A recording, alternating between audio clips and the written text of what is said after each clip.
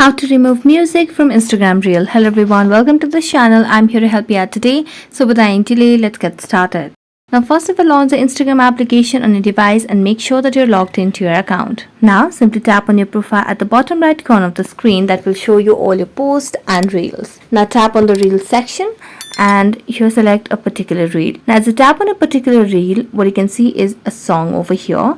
Now if you want to remove it, simply tap on the three dotted lines at the bottom right corner of the screen and select on manage. Now tap on edit, and as you tap on edit, what it does is it takes us to editing phase where you can add captions, add product details, tag people and location. Now we do not get the option to remove the music from Instagram Reels, so let's tap on advanced settings at the bottom of the screen, and even here we can see there's no option to remove music. So this particularly shows that we are not allowed to remove music from Instagram Reel. So that's it. Thank you so much for watching this video. See you next time.